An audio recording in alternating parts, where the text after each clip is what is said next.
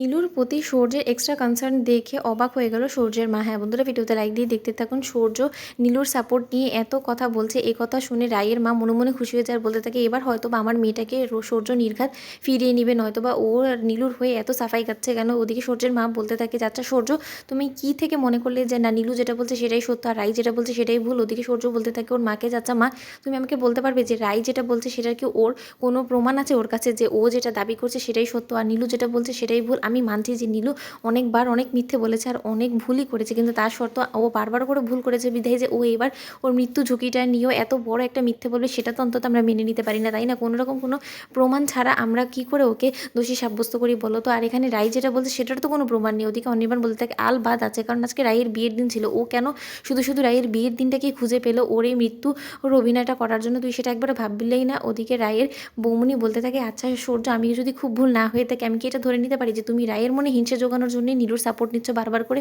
তখন সূর্য বলতে থাকে, আমি রায়কে হিংসে জোগানোর জন্য কেন করবো বলো তো বৌমনি? না, কারণ এখানে কি আমার কোনো উদ্দেশ্য আছে বা কোনো কিছু আছে বলো তো? কারণ রায়ের সাথে তো এখন আমার দাদাভাইয়ের বিয়ে হয়ে গেছে, এখন রায়ের মনে যদি আমাকে নিয়ে কোনো রকম কোনো ভাব ভালোবাসা থেকেও থাকে সেটা রায়ের ব্যক্তিগত বিষয়।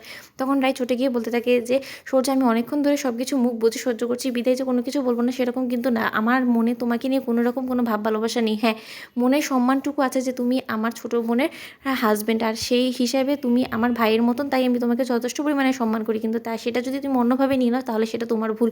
ওদিকে সূর্যের বাবা বলতে থাকে, আচ্ছা সূর্য, কেন এই দ্বিধাদ্বন্দ্বের মধ্যে ভুগছিস বলতো?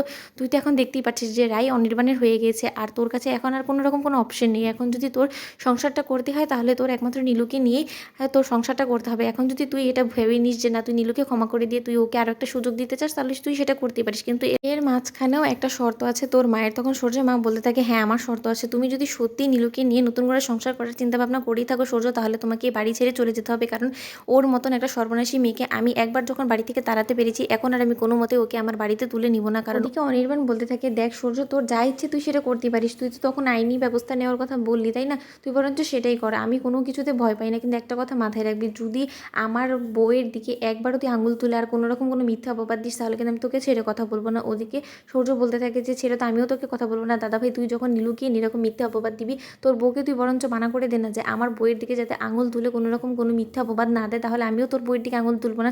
কারণ এখন অন্যের দিকে কাদা ছেটাবে, ওর দিকে কেউ কাদা ছেটাবে না সেটা যদিও ভেবে থাকে তাহলে তো সেটা ওর ভুল, কারণ সবসময় তো ওকে এরকমভাবে পার পেয়ে গেলে তো ওর হবে না, কারণ ওরও তো একবার শিক্ষা হওয়া উচিত যে ও যতবার করে অন্যের জীবনে ঢোকার চেষ্টা করবে ততবার করে ওরাকে এরকমভাবেই চোট পেতে হবে, সেটা তো ওকেও বুঝতে হবে তাই না? তুই বরঞ্চ তোর বউকে সামলা দাদাভাই, এখন তো ও তোর বউ, তোরই বরঞ্চ ওর হালটা ধরতে হবে, নয়তো বা ও হাতের থেকে বেরিয়ে যাবে। তো বন্ধুরা, ভিডিওটি ভালো লেগে থাকলে অবশ্যই লাইক কমেন্ট শেয়ার করে সাবস্ক্রাইব করতে ভুলো না।